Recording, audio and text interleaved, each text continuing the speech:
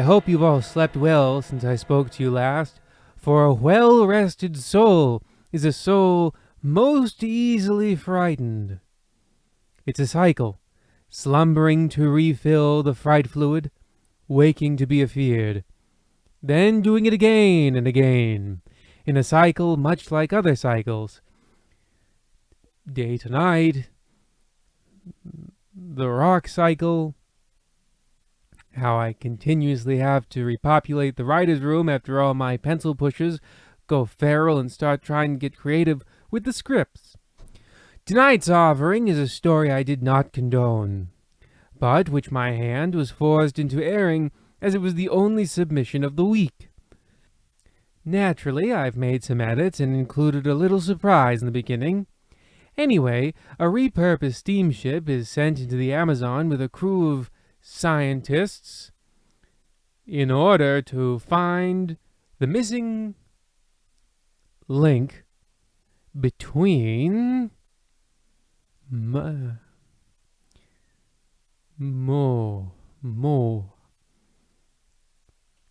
between clam and man, mollusk.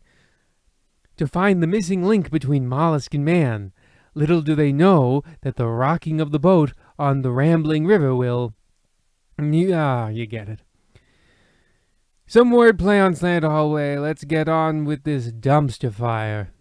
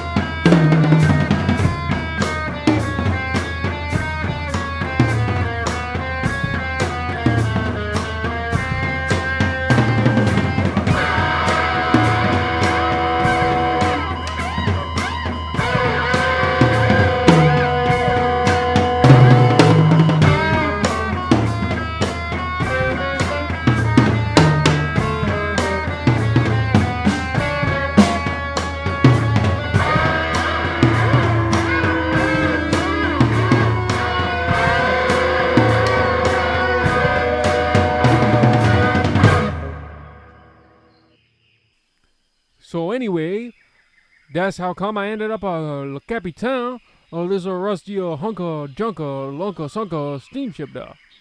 Miss Betty Magoo. Mademoiselle Betty Magoo.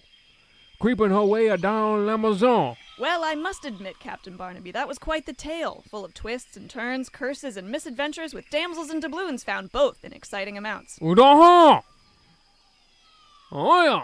A story like that is a once in a lifetime, both for the teller and for the listener. A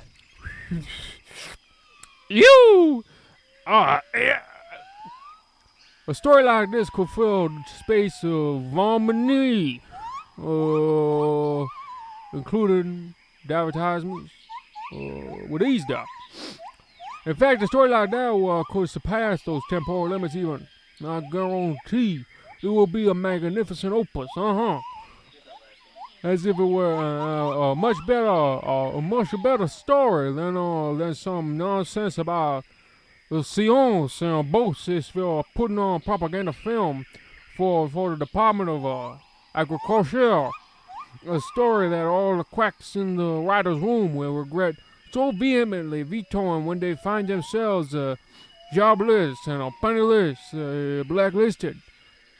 I said you're fired, boys. I'm firing you. That's right. How does that feel?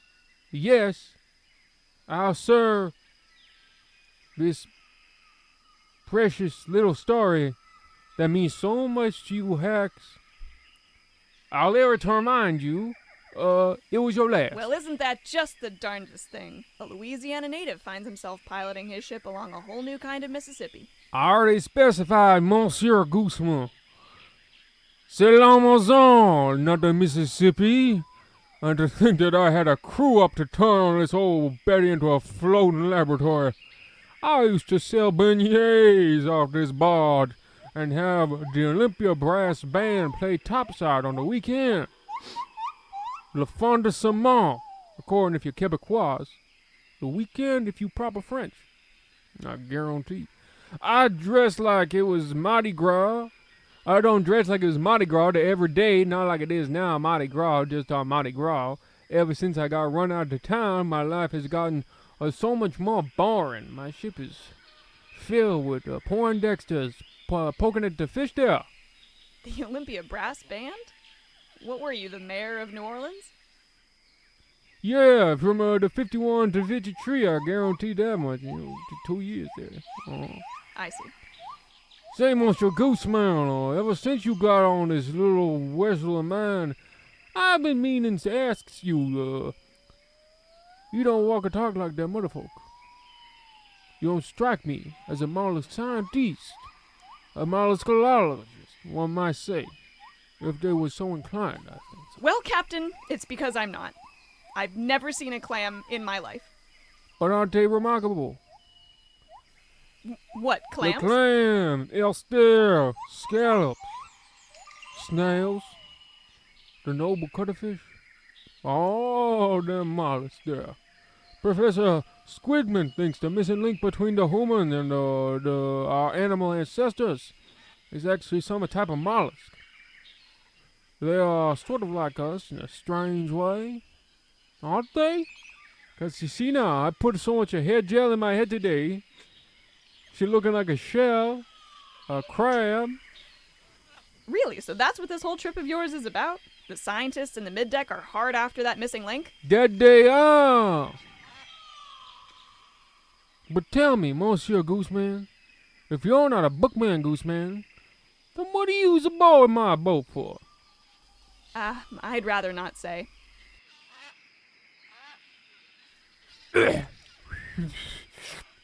You! Almost exactly 6 months from today, my father got lost on a bar crawl through the Amazon, and he hasn't been seen since.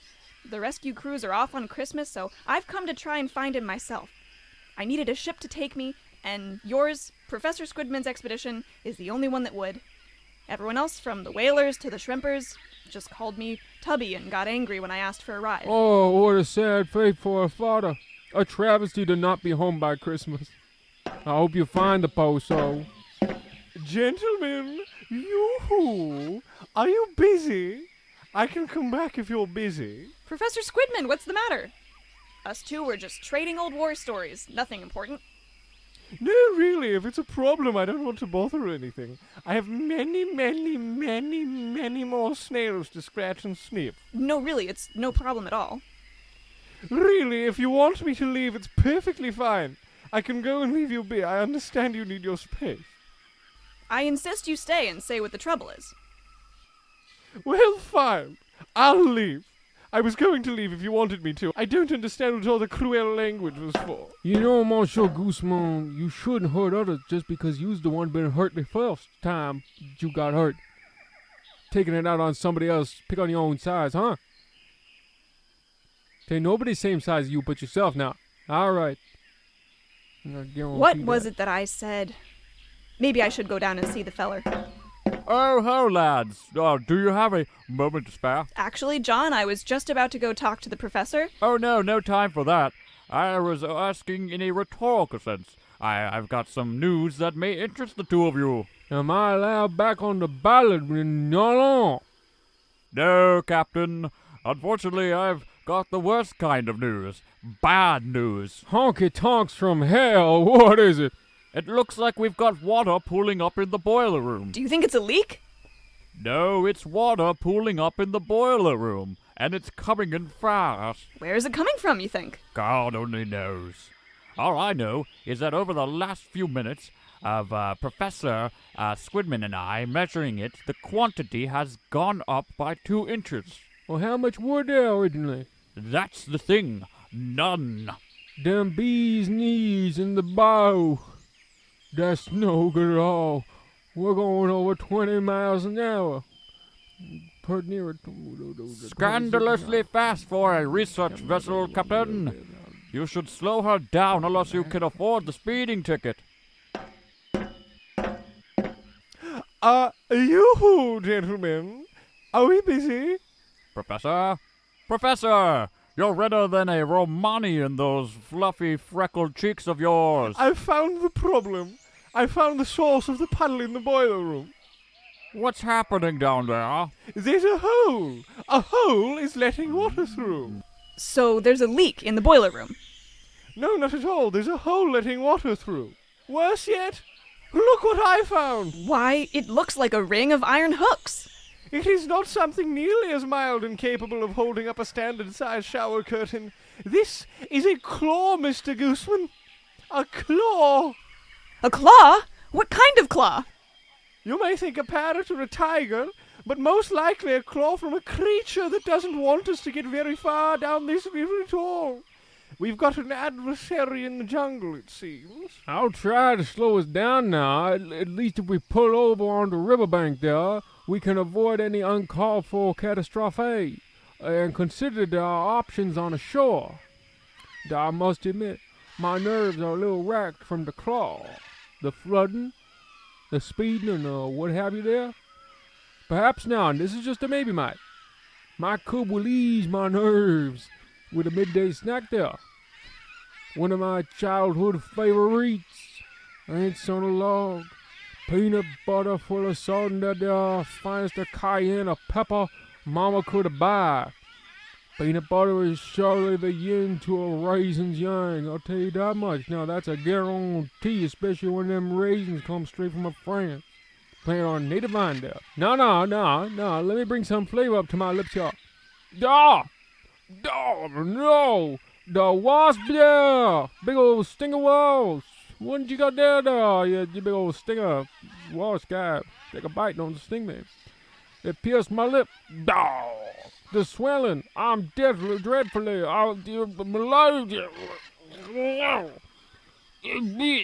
pain made me possible. Wield my snack. Captain, you've dropped your ant on a log. And look! It's bouncing down the steps towards the boiler room. 1,000 times! Damn! Goodness, what a strange snack choice, you know? What a peculiar assortment of ingredients that I don't really think a cutesy name covers up at all. I mean, peanut butter, raisins, celery. Celery! Celery! Yes, wasn't that a hunk of celery that just tumbled down the steps? Maybe green onions? Oh yeah, traditionally, celery is used part of dish. I prefer making it with them leeks there. But that means, dear God! Professor Squidman, what's wrong? There's a leak in the boiler room! Holy moly, and a table of cannoli.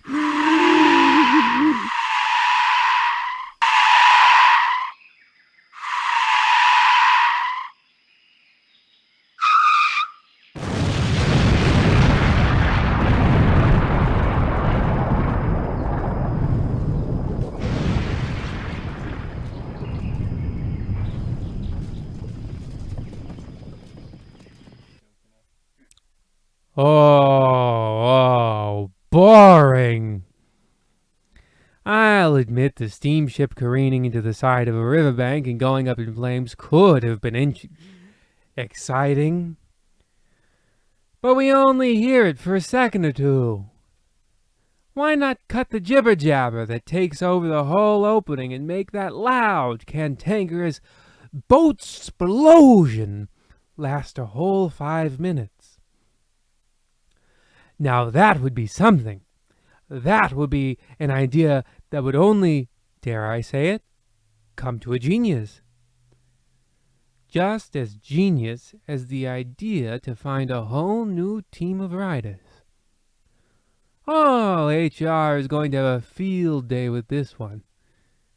Anywho, with the steamship gone, our heroes find themselves stranded on the riverbank, with night setting in, the forest teeming, wind creaking, and a small campfire crackling in front of them.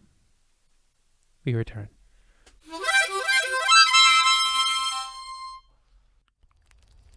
So anyway, that's how Professor Squidman and I even got ourselves involved in this expedition. Not a single mollusk we've found so far has borne even the slightest biological resemblance to a human being. Scratch what I said earlier. Now that was the story. Yoo-hoo! And having crashed here on this riverbank, bloodied and dust-covered, we may never find another mollusk again. They're in the river, after all, not in the sand. Well, who knows?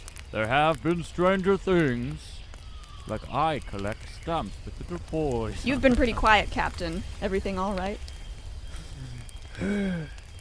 Oh, well, I'm only suffering the way any of us may suffer from the loss of the loved one. And in the case of Miss Betty, it's quite unique considering that most loved ones aren't used for firewood. I only wish the bulk of her hull got to be buried now in some firefly laden the bayou back home in Louisiana. And now in this dreadful, dry and hot and net-visited rainforest now. I get it. You lost a loved one, Captain. Oh, no ship, no captain. Just call me Barnaby. Pardon, Barnaby. I understand you lost a loved one, but on a much more dire note, we're stranded. No, we was married there, John. You eloped with a boat? We're lost, and positively so. Thanks to a ship with the weakest hull I've ever seen. Don't you talk about my wife that way, John. Now. I mean, we're completely lost. Never mind the exposition. How are we ever going to get back home? Oh, hey, Captain. Get your hands off me. Release me, Bruce. Oh, my poor little scientist neck. Thin enough for you to get both of your meaty paws around with ease. You shut your yap, John, now. I guarantee I just watched my wife explode and then proceed to sink to the bottom of the Amazon. Sure, we were feeling for divorce there, but you knows, maybe we would have stayed together. Maybe what I'm gonna tell our children back home now. Come get my little kids there, half boat dinghy kiddos. Gentlemen, please allow me to be the voice of reason. Do not let your natural bullish selves reveal themselves now that we are stranded within the jungle. Don't let the crackling fire and the insurmountable darkness unleash the beasts within you. Prithee, come. Remember your school days and the playground spats. For those you were punished, and for this you will be too. Yoo-hoo! Yoo-hoo! I say, the madness of the jungle will come to command the constitutions of us all. We are weak. We pale in comparison to the cornucopia of South American gods that guide our wayward souls through the rainforest. Not to salvation, but to enslavement and to death. What? Oh, don't mind Professor Squidman. He graduated summa cum laude at Oxford University, and for the most part knows what's what. But the snail sniffing is cause for some occasional bouts of confusion. Yoo-hoo! Nevertheless, I think Professor Squidman makes a fine point. Perhaps we shouldn't fight, especially not on our first day stranded in the jungle. I mean, we should, at the very least, spend a few days in delirium before we go absolutely bonkers mad. Let's drink some still water, be unable to control our bowels, and then we can crazy talk. Harumph in agreement. Plus, this pickle may not be as heavily brined as we may have first thunk. How do you mean? It may be a cucumber still? That might just be the case. Look! Where? Why, at this map! When the remnants of our vessel crashed onto a riverbank, it seemed to have crashed onto a trailhead. I grabbed this little thing from the informational booth. Luckily, our current location is marked in purple, so we can easily get a sense for where we are. Also, we're not allowed to bring any firewood into the forest since it's a national preserve. Also, it's carry in, carry out. Are there facilities? Yes, there are a few showers and water spouts. See here? Marked by blue dots on the map. But those aren't important. We can skinny dip in the Amazon if we're really in a pinch to get clean. And if you want to get doubly clean, there's a baptismal font 2 miles north. No, what we should really be after is this. Now there, Monsieur Goosemoon. I never read a map before in my life. What is that? To be fair, I only recognized the area because I watched a documentary film about it on my flight into Peru. Before we crash landed, I was able to get a pretty good idea of what to make of maps like these. Anywho, my father got lost on a drunken spurt near here. Near a black dot, you say? That black dot is actually Gilman's Lagoon. Well, hold on. Why would we walk from one body of water to another? Because, my dear friend, there's a payphone there we can use to call for help. As soon as Christmas comes to a close in the morning, we should have no problem reaching out to local rescue crews. Well, I must say, that sounds like an apt plan. What a fine idea it was to let this little stowaway canary man on board. Mr. Gooseman, you may have just saved this expedition with your pure wit jiu-jitsu. I think we've a fine plan. Now, it'll be far too dark and spooky-ooky for us to try to hike out to Gilman's Lagoon tonight, but perhaps we can snuggle together by this dying fire, tell a ghost story or two, roast a marshmallow, and be bright-eyed and bushy-tailed for our morning trek. I'm always one for slumbering with my cohorts, Monsieur Goosemoon. But I must admit, there is still one last unresolved piece eating away at me. And what is that, Barnaby? The claw. The claw we found in the boiler room there. What can we make of the claw, Professor? Gentlemen, I have seen many claws in my day. I have seen the claws of chickens. Ours are not chicken claws. I have seen alligator claws, and ours are far too misshapen to be such a thing. I have seen illegal claws, but on our claws the T's are not crossed, and the I's are not dotted. I have seen Santa Claus, but with the holiday at its tail end, I don't think our set of claws is in the slightest bit festive. Were it more intangible, it could perhaps be claustrophobia. But this is not the case either. Professor Squidman, we are at seat's edge. What does your learned mind make of this? I have no doubt about it. This is a mollusk claw, likely from some kind of sick human mollusk hybrid. A missing link, perhaps? I fear that may be the case. In the event, it's dangerous.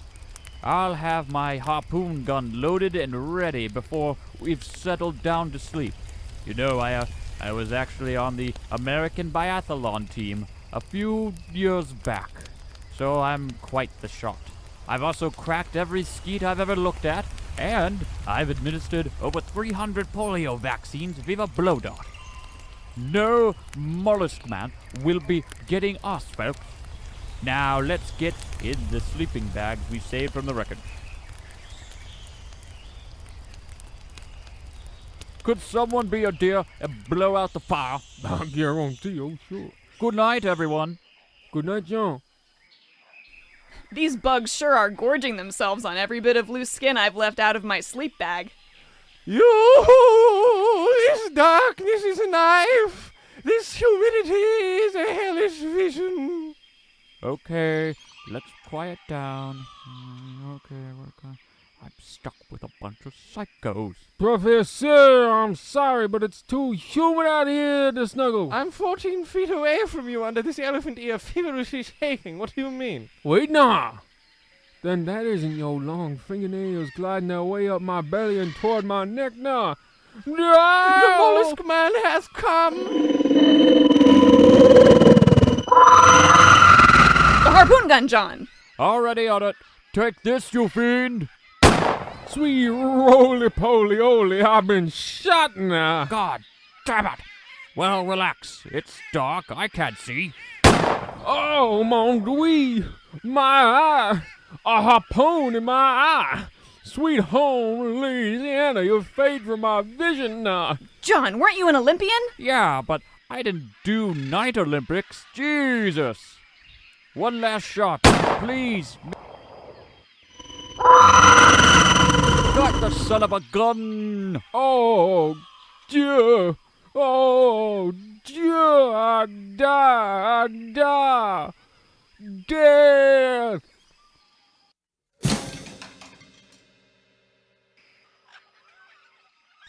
All right, if my map is correct, it looks like we're coming up on Gilman's Lagoon now. It should be right up beyond the Happy Campers convenience store. Oh, good! Finally! I've got the mud in every crevasse of my body. I still can't believe you shot Captain Barnaby with a harpoon gun. The madness comes for us all in the end. It wasn't madness. It was darkness. I couldn't see a thing. That was barely even my fault. And darkness is indeed the heart of madness. Plus, I kind of did the guy a favor. I mean, had it not been for the mercy of my expertful aim, the poor sucker would have been eaten alive. We are all but concubines of the jungle. Double plus, actually. Because had we not had a body with us, it would have been far more difficult to cross the piranha-filled brook. At least in death, the captain was able to do us the kindness of distracting a bunch of hungry fish. I can feel myself becoming the jungle. I can feel the jungle becoming me. Filled with flies. My soul is filled with flies. Well, I don't understand. Professor, is how you're still finding snails to sniff. This is the longest high I've ever bore witness to. Yes, what has it been? 2 days now? Just about that, yes. I have an uncle in Detroit who's a therapist, really good with rehabilitation. Got me from doing coke to just smoking cigarettes, which are actually healthy and good for you, so that was a real relief. I can put the professor in touch if you'd like. Very generous of you, I think. That's a grand idea. You know, addiction is nothing to be ashamed of. The only thing I'm addicted to is madness. You vagabonds! No, Mr. Gooseman. I know you tagged along to this exposition without ever even dreaming you could be part of it. But, if I may, would you do me the honor of dropping your civilian garb to don the epaulets of science? Do you mean it? I mean every word. You've proven your capabilities 1,000 times over, young lad. I want you to become a permanent part of our team. Do you mean it? I'm honored, I really am. Here, I present to you your harpoon gun. Now you're a scientist just like me and the professor. Wow, it sure is heavy. Weight is the harbinger of death. Just ask diabetes. Just over that colorful, lily-covered hill. The lagoon should be just over the other side.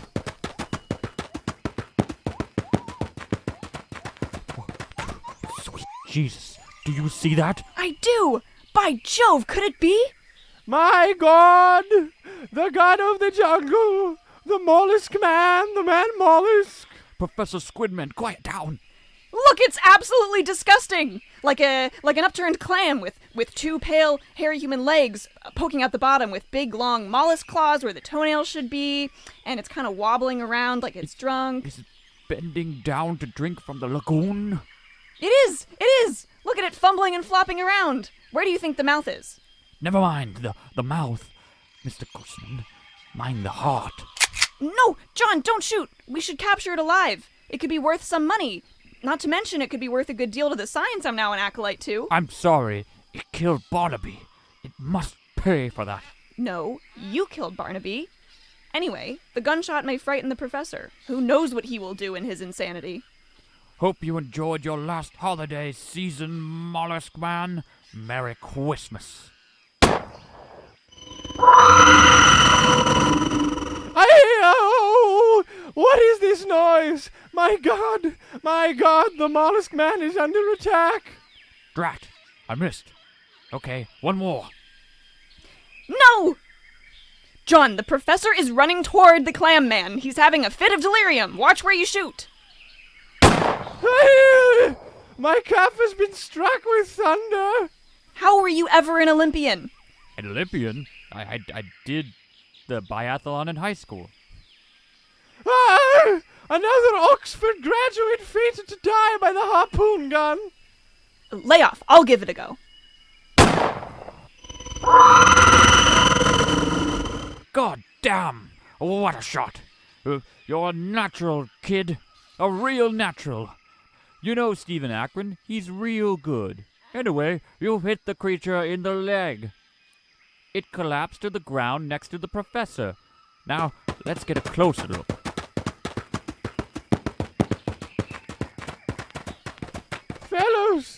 Fellows, the high is wearing. Crack the clam! Crack the clam, I say! What is he saying? Crack the clam? It's the old drinking song. Crack the clam, slurp up the sauce, You know that dingy? But it's almost the size of a whole human being. It would be impossible to crack a clam of this size and shape. Not for a biathlon champ like this guy. Consider this clamshell shattered at the professor's behest. Wait! You'll hurt the...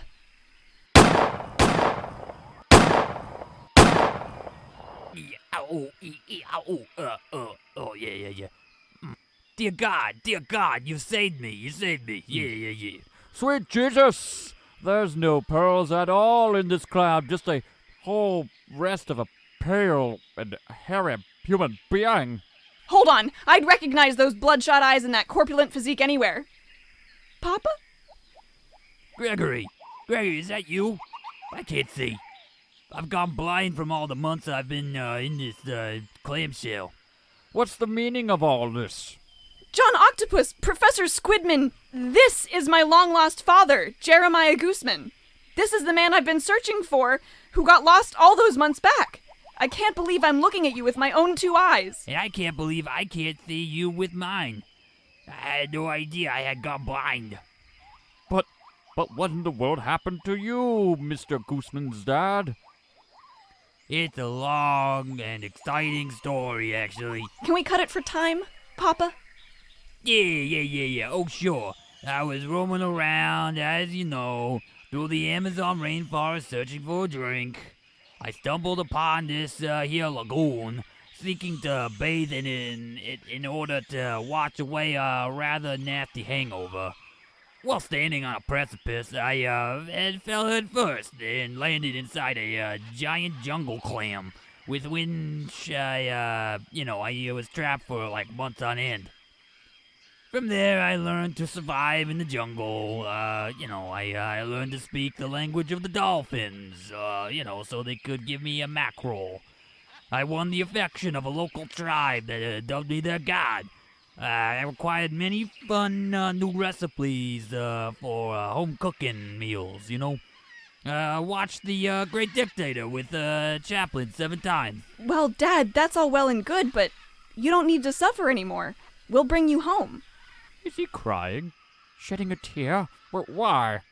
I'm afraid I can't. Oh, I can't go with you at all. I'm afraid I belong to the jungle now. Though I would love to come home and enjoy anew the pleasures of civilization, I think I have, over the last few months, found a new home here among the denizens of the rainforest.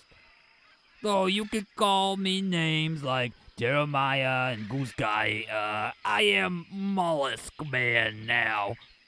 Perhaps it is that I have always been Mollusk Man. And only now do I come to understand that fact. I shall remain here, on the banks of this lagoon, find myself a new shell and sink from dawn to dusk with the gators and the crawdads that inhabit this realm. But what am I to do without you, Papa? Do what I have only now learned to do. Just be yourself. And with that, my father tapped the side of his nose and made a swan dive for the lagoon. Vanishing naked beneath the bubbling black depths, he was gone. I would find that pale, crusty, bloodshot image of him would be the last one I would ever see. I made many friends on my expedition to South America. I learned many things, and doubtless, I became a new man. But, returning back home on that helicopter that came to retrieve us after receiving our call on the payphone, thank God we had remembered quarters, I found that I had never really gone to find my father. I had gone to find myself.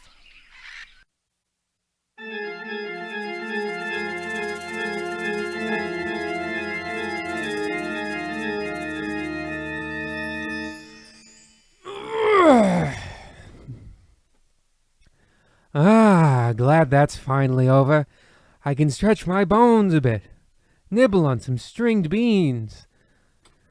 Also, while that was playing, I was writing. So next week, dear listeners, come back for a story about the Titanic. But instead of an iceberg, we find a big stick of dynamite in the role of our arch nemesis, Mr. Dynamite Iceberg Jr. All aboard, perish. All aboard, perish. Not by drowning, but by fire. It's a lesson, too. That's right. Bet you weren't expecting a hellish, fiery boat apocalypse could be a teaching moment. But it is. About? Well, about the perils of war, the horror of weaponry, the danger of high seas. The real killer is the 15-minute explosion.